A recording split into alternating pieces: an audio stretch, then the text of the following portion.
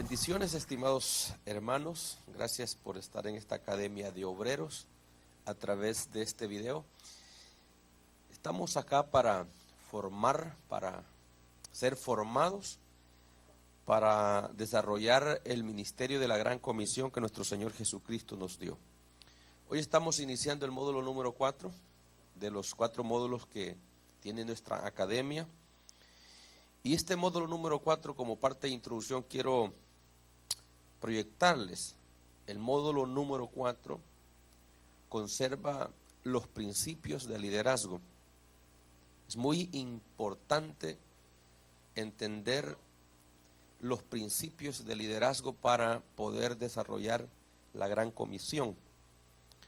Todos estos principios que hemos visto en los 3 módulos anteriores y los del 4 que estamos a punto de iniciar, son los principios de nuestra visión.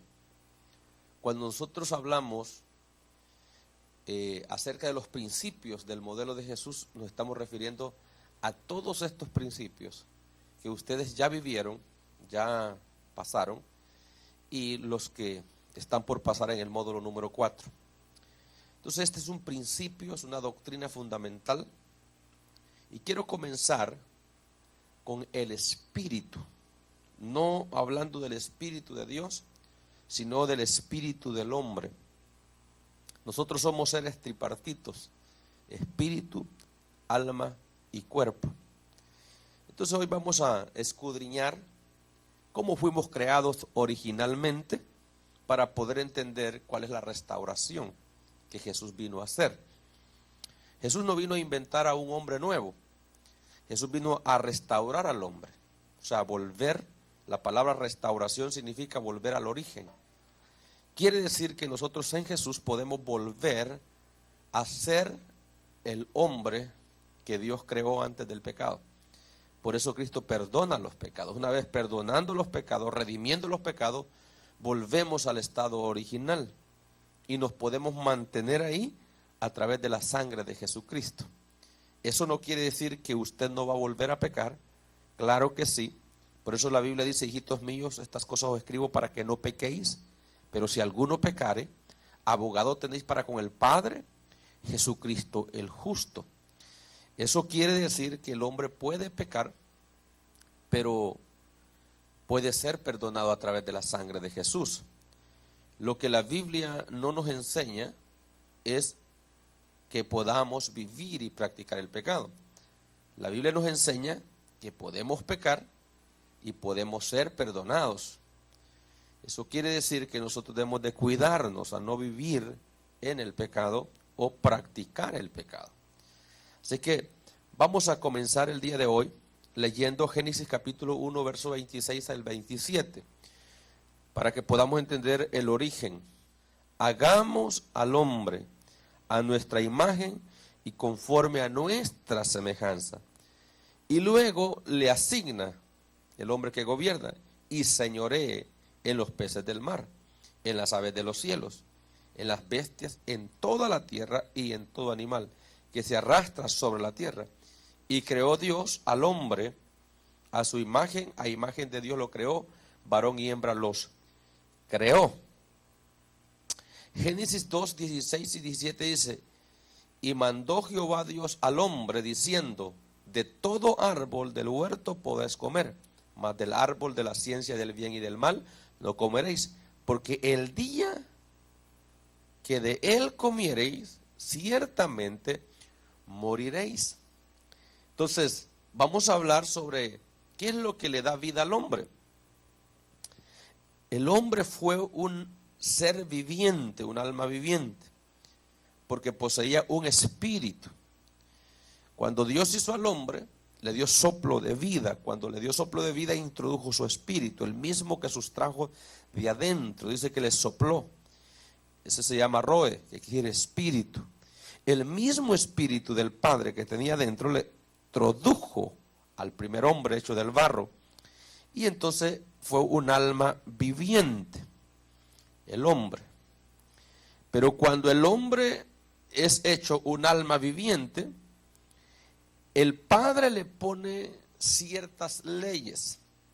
Y una de ellas era, lo vemos claro en el capítulo 2, versos 16 y 17 de Génesis, y mandó Jehová Dios al hombre diciendo, de todo árbol del huerto podrás comer. La primer orden fue, de todo árbol del huerto podrás comer, mas del árbol de la ciencia del bien y del mal, ahí da un no, no comeréis.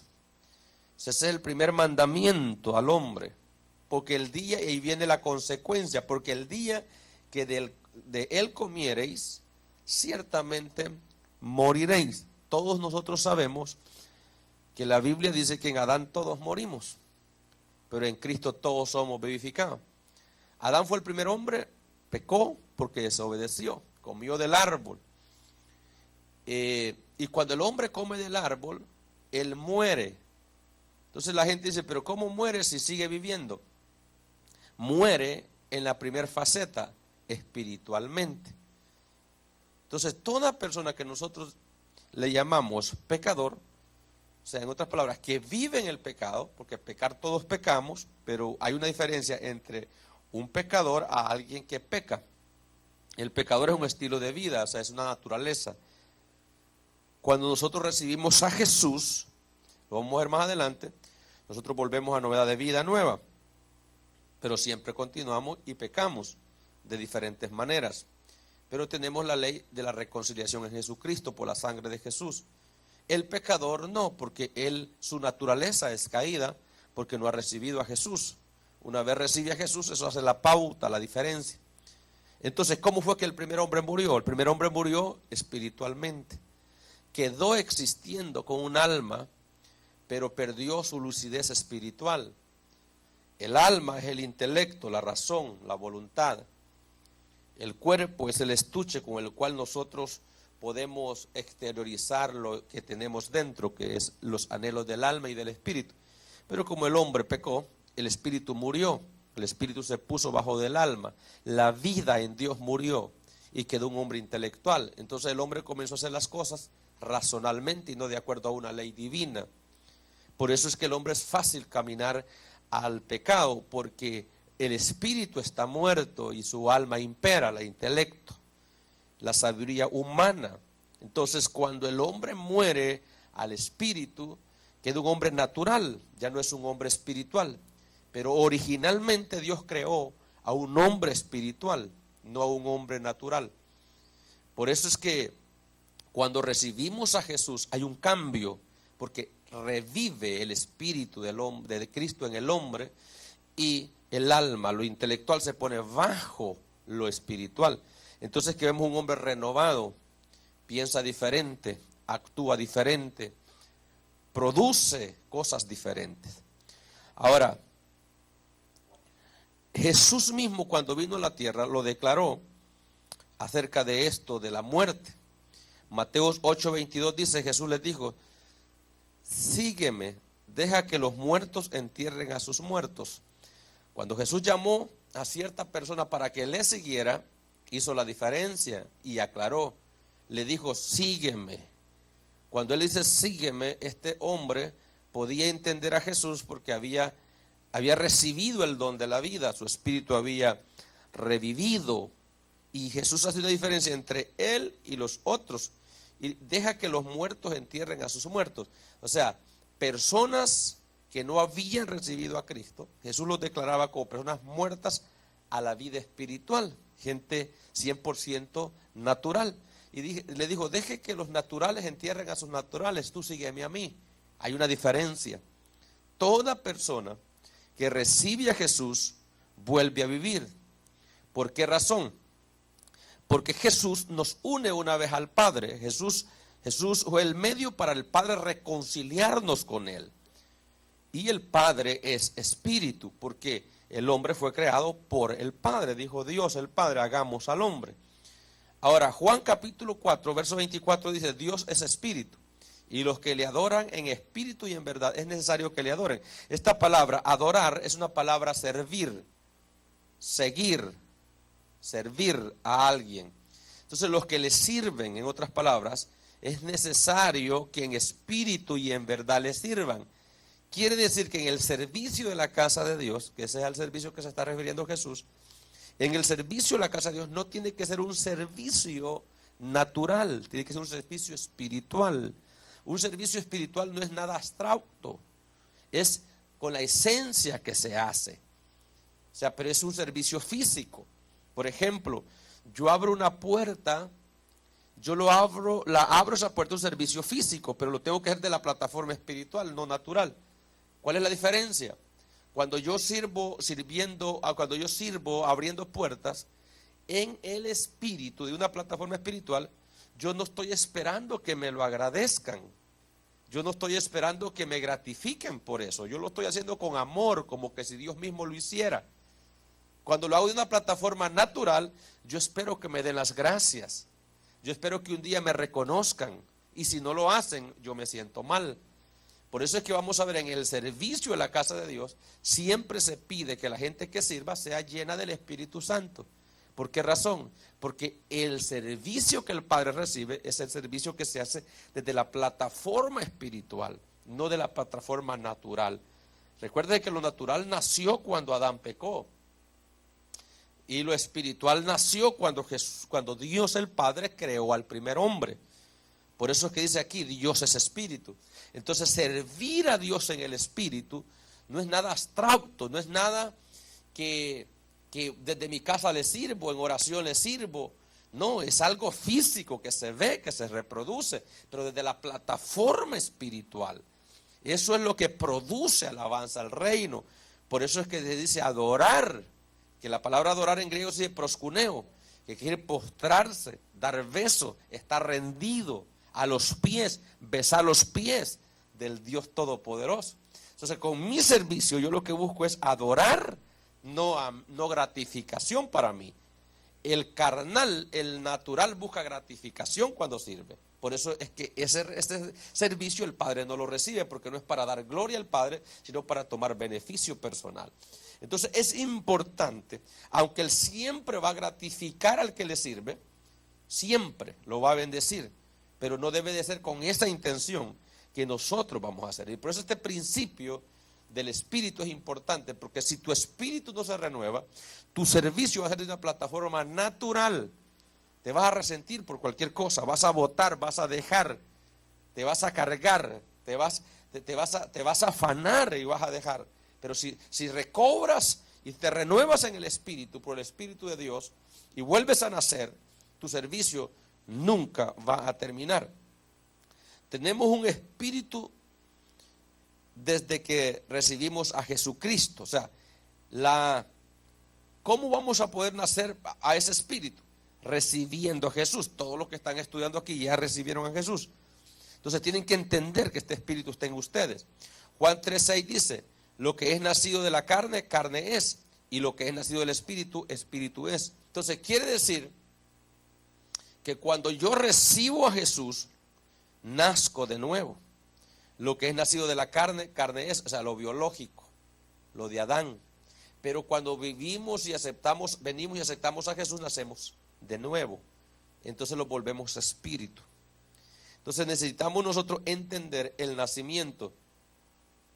Cuando nosotros aceptamos a Jesús, surge un milagro poderoso.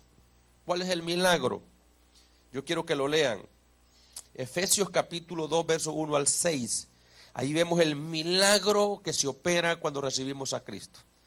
Éramos naturales, estábamos muertos al espíritu, vino Jesús y Él hizo una conexión, hizo un milagro cuando le recibimos a Él. Mire lo que dice acá, Efesios 2, 1 al 6, dice así: y Él os dio a vosotros, vida cuando estabais muertos en vuestros delitos y pecados, en los cuales anduviste en otro tiempo, siguiendo la corriente de este mundo, conforme al príncipe de las potestades del aire, el espíritu que ahora opera en los hijos de desobediencia, entre los cuales también todos nosotros vivimos en otro tiempo, en los deseos de nuestra carne, haciendo la voluntad de la carne y de los pensamientos, el alma. Y éramos por naturaleza, o sea, no es algo que pecaste hoy o mañana, no, por naturaleza, hijos de ira. Lo mismo que los demás, todos los que no han aceptado a Jesús. Pero Dios, que es rico en misericordia por su gran amor con que nos amó, aun estando nosotros muertos en pecados, nos dio vida juntamente con Cristo. Y juntamente con Él nos resucitó, este es el milagro. Y asimismo nos hizo sentar en los lugares celestiales con Cristo Jesús. Este es el milagro que se opera cuando recibimos a Jesús. Cuando nosotros lanzamos el llamado, esto es justamente lo que le estamos abriendo a las personas. La puerta para que se siente en lugares celestiales con Cristo a través de una resurrección espiritual. Porque su espíritu está muerto. Jesús resucitó el cuerpo, alma y espíritu en el sepulcro. Pero todos nosotros, como estamos vivos, la parte que resucita es la parte del espíritu cuando la recibimos. Porque no hay necesidad de resucitar la carne porque estamos vivos. Y la única manera de poder llegar a la resurrección de los muertos es que resucitemos el espíritu aquí, en vida. Ya los muertos ya no pueden, porque no le pueden recibir. Entonces nosotros podemos. El llamado es para gente que vive. Vive en pecado, pero vive. Todavía tiene vida. Entonces, con los muertos ya no se puede hacer nada. Ahora nosotros tenemos muerto el hombre sin Cristo, tiene muerto el espíritu, pero puede entender porque tiene el intelecto.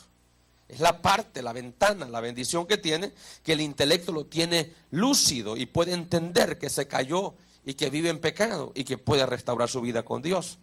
Entonces, una vez la persona restaura su vida con Dios y vuelve a vivir a través de este milagro de la resurrección de Cristo y el recibir a Jesús, entonces puede volver este hombre a servirle al Señor y su servicio a ser acepto. Hay algunos diferentes nombres que se le dan al espíritu del hombre. Colosenses 3:10 dice hombre nuevo, y Efesios 4:24 se le llama hombre nuevo. Cuando usted ve la palabra hombre nuevo, se está hablando de que su espíritu se renovó. Segundo, hombre interior, segunda de Corintios 4:16 y Efesios 3:16. Toda vez que usted lea la palabra hombre interior, se está refiriendo al espíritu del hombre. Y tercero, hombre interno, primera de Pedro, capítulo 3, verso 3 al 4. Esos son los nombres que se le dan al hombre regenerado, resucitado en Cristo. Segundo, cuando el hombre ya fue regenerado, resucitado en Cristo, se opera el segundo milagro, que es volver a la posición natural. Primera de Corintios capítulo 6, verso 7 dice, pero el que se une al Señor, un espíritu es con él. El espíritu nacido de nuevo y el del Señor se unen, vuelven a ser uno. Ese es el segundo milagro. Entonces vuelves a ser naturalmente como fuiste creado. Por eso es que nos apasiona el rescatar almas, nos apasiona el discipulado, nos apasiona el evangelismo, el evangelizar a las personas, nos apasiona el servir en la casa de Dios, porque nuestra naturaleza ya es una naturaleza divina en nosotros, como dice Pedro en la primera carta. Ya es naturaleza divina porque ya fuimos restaurados. Y esto no es porque nosotros lo hicimos, fue porque Jesús lo hizo. Es un milagro. Por eso es que una persona, desde el momento que acepta a Jesucristo, su vida cambia.